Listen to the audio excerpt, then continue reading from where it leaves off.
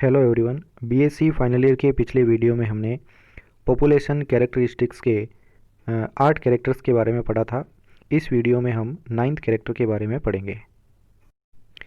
तो बात करते हैं समष्टि के 9th कैरेक्टर पॉपुलेशन इक्विलिब्रियम या समष्टि साम्य के बारे में।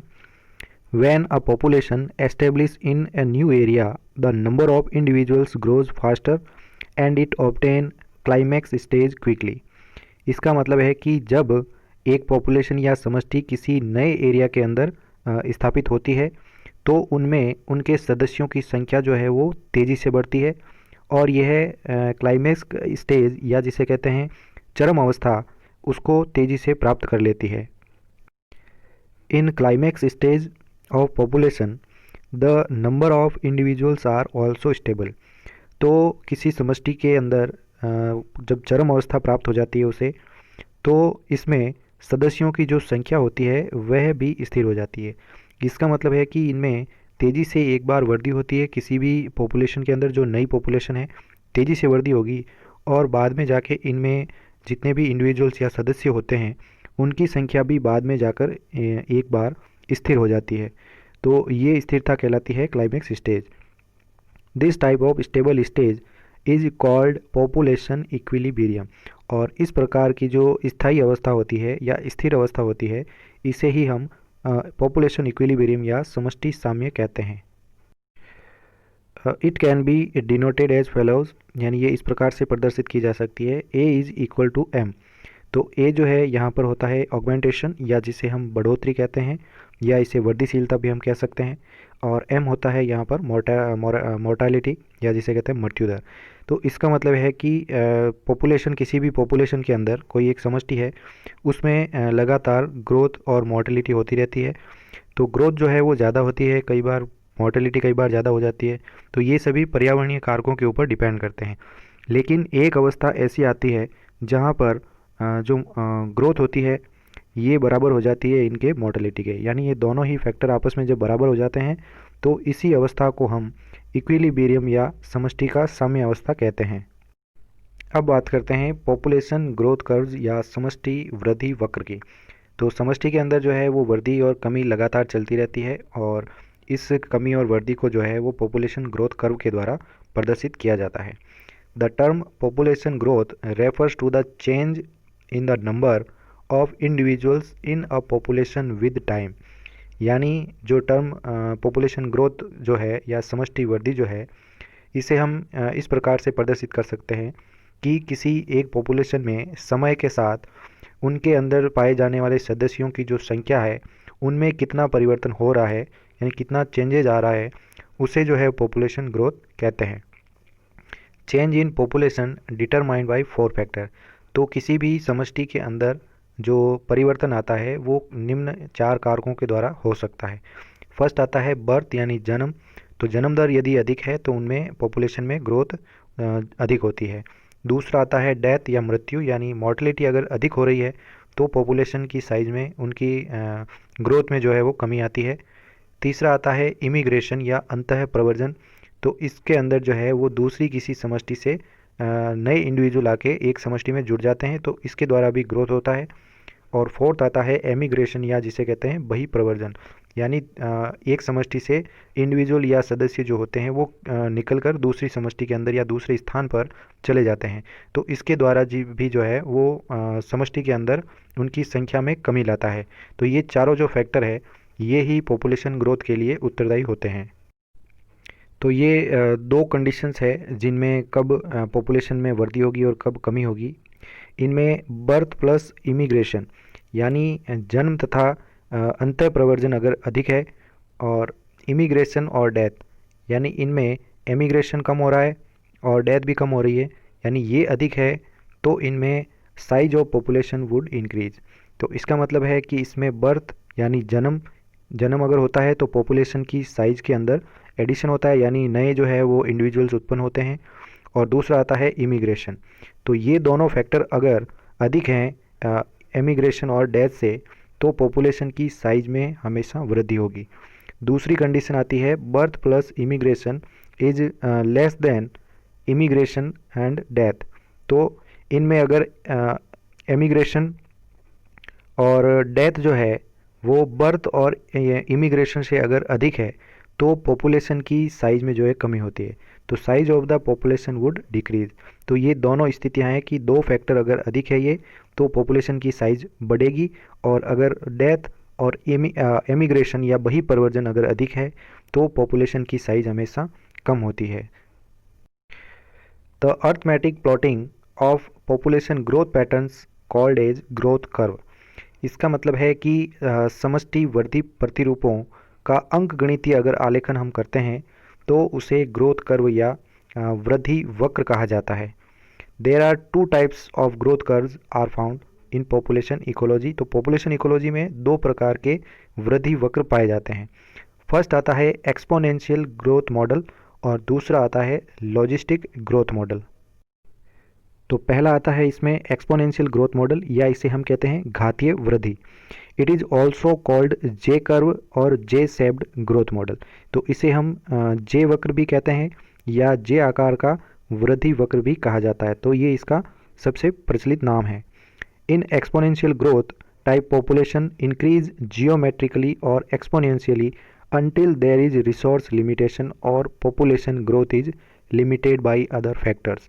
तो इसका मतलब है कि एक्सपोनेंशियल टाइप की जो ग्रोथ है, जो घातीय वृद्धि है, किसी पॉपुलेशन में हमेशा एक्सपोनेंशियली या चर घातांकी रूप से ज्यामितीय रूप से जो है वो हमेशा बढ़ती रहती है यदि रिसोर्स लिमिटेशन यानी स्रोत के सीमित स्रोत नहीं हो और पॉपुलेशन ग्रोथ जो है वो लिमिट नहीं हो किसी दूसरे फैक्टर से।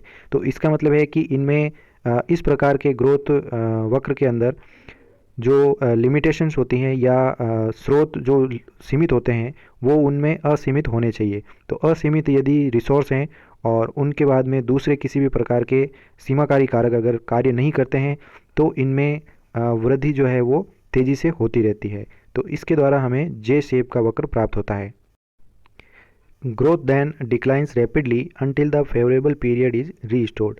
तो इनमें इसी प्रकार की वर्दी में जब ग्रोथ जो है अगर उनमें फेवरेबल पीरियड नहीं होता है यानी अनुकूलित समय अगर नहीं होता है तब तक उसमें ग्रोथ जो है वो डिक्लाइंस हो जाती है यानी वहीं पर रुक जाती है।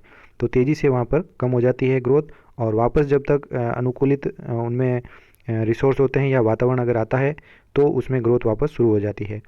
Mathematically this growth model can be expressed as the rate of population increase with the time.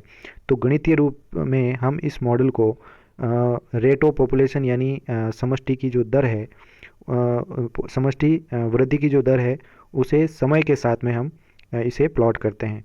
तो इसके लिए जो है एक फॉर्मूला दिया गया है, ये है dn/dt is equal to rn।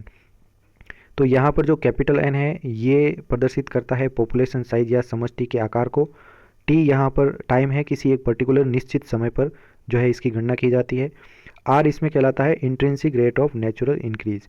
इसका मतलब है प्राकृतिक वृद्धि की अंतर्निहित दर, यानी जिस रेट से ये रिसोर्स को यूटिलाइज करके जो इनमें वृद्धि हो रही है, जो इनकी इनेट होती है यानी इनमें इंट्रिंसिक रेट होती है, वो इसकी प्राकृतिक अंतर्निहित दर कहलाती है। When the population size is plotted over time the growth curve is J shaped। तो इस प्रकार की स्थिति में जब पॉपुलेशन साइज जो है किसी समय के साथ में यानी पॉपुलेशन की जो संख्या है उसकी समय के साथ में अगर उसको ग्राफ प्लॉट किया जाए तो उस कर्व को हम जे शेप कर्व कहते हैं। The value of r is the maximum when resources are unlimited. तो यहाँ पर आर जो है यानी जो अंतर्निहित जो वृद्धि दर है वो सबसे अधिक होगी यदि वहाँ पर रिसोर्सेज या जो स्रोत होते हैं वो अनलिमिटेड हो या असीमित हो। तो यहाँ पर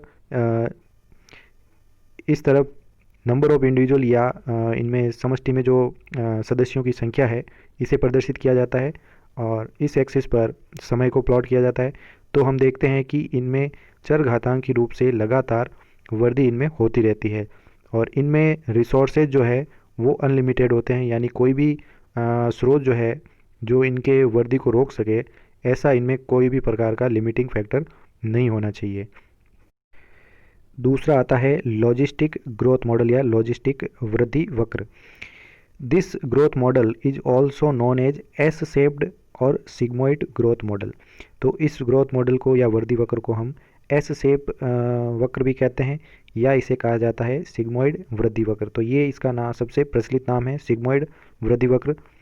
when population growth occurs at a place where resources are limited, जब पॉपुलेशन ग्रोथ या समष्टि वृद्धि होती है किसी एक स्थान पर जहाँ पर जो स्रोत होते हैं वो लिमिटेड या सीमित होते हैं। इट अटेन्स अ सिग्मोइड और S shaped curve showing minimum death during early stages. तो इसके अंदर हमें सिग्मोइड या एस आकार का जो है वो कर्व दिखाई देता है, और वहाँ पर जो डेथ होती है या मृत्यु जो होती है इंडिविजुअल्स की, तो उसके प्रारंभिक अवस्था में इनकी मृत्यु दर जो है वो बहुत ही कम होती है। The population increases in size until it reaches an upper limit. तो इसमें पॉपुलेशन जो है या समष्टि जो है वो लगातार आकार में बढ़ती रहती है जब तक कि एक उच्च लिमिट या उच्च सीमा तक वह नहीं पहुंच जाती है। This upper limit is known as the carrying capacity, और उस समष्टि की ये जो उच्चतम सीमा होती है उसे हम कैरिंग कैपेसिटी या उसकी वहन क्षमता कहेंगे, विच इज़ डिनोटेड बाई के, जिसे के द्वारा हम प्रदर्शित करते हैं फॉर्मूला के अंदर। As the population size increases population growth rate declines as it approaches carrying capacity. इसका मतलब है कि जब पॉपुलेशन साइज बढ़ता है और पॉपुलेशन ग्रोथ रेट डिक्लाइन होती है जब ये कैरिंग कैपेसिटी तक पहुंच जाती है। तो एक बार तो इसमें तेज़ी से बढ़ती है संख्या इंडिविजुअल्स की, लेकिन जैसे ही कैरिंग कैपेसिटी तक जाती है ये इसमें इनकी जो संख्या बढ़नी है वो कम हो जाती है। तो जो कैरिंग कैपेसिटी है ये रिसोर्सेज की लिमिटेशंस होती है कि इनको कितने रिसोर्सेज प्राप्त हो रहे हैं। तो लिमिट के अंदर किसी भी प्रकृति में किसी भी इकोसिस्टम के अंदर लिमिटेड रिसोर्सेज है तो उसके अंदर हमें एस शेप का जो वृद्धि वक्र है वो प्राप्त होता है, और नेचर के अंदर मोस्टली इसी प्रकार के वृद्धि वक्र प्राप्त होते हैं। लॉजिस्टिक ग्रोथ इज़ दस डेंसिटी डिपेंडेंट, यानी कि लॉजिस्टिक ग्रोथ जो होती है ये घनत्व पर आधारित होती है, यानी घनत्व के ऊपर निर्भर करती है। And can be expressed by following equation, और ये इस इक्वेशन के द्वारा प्रदर्शित की जाती है। तो ये इक्वेशन है d N upon d t is equal to r N K minus N upon K. तो ये इसका फॉर्मूला है लॉजिस्टिक ग्रोथ निकालने के लिए, where N is equal to population size. तो इसमें एन का मतलब है कि यहाँ पर ये पॉपुलेशन साइज है, समष्टि का आकार बता रहा है। D N upon d t क्या है, change in population size per unit time. तो प्रति इकाई समय उस पॉपुलेशन की आकार में कितना परिवर्तन हो रहा है। तो d N upon d t जो है वो चेंज जो है वो डिनोट करता है इसमें। आर जो है इसमें intrinsic rate of natural increase है, यानी प्राकृतिक वृद्धि की जो अंतर्निहित दर है, जो प्राकृतिक दर होती है वृद्धि के लिए, उसे हम आर के द्वारा डिनोट करते हैं। और के जो है यहाँ पर कैरिंग कैपेसिटी कहलाती है, या जिसे कहते हैं वहन क्षमता। When n equals k, the growth rate becomes 0 and the population reaches equilibrium। तो इसका मतलब है कि जब n जो है k के बराबर हो जाता है, यानी n का मतलब है कि इनमें नंबर ऑफ इंडिविजुअल्स जो है वो कैरिंग कैपेसिटी के बराबर जब आ जाते हैं तो ग्रोथ रेट जो है इनकी ये शून्य हो जाती है, और पॉपुलेशन जो है वो इक्विलिब्रियम या इसके साम्य अवस्था में पहुंच जाता है।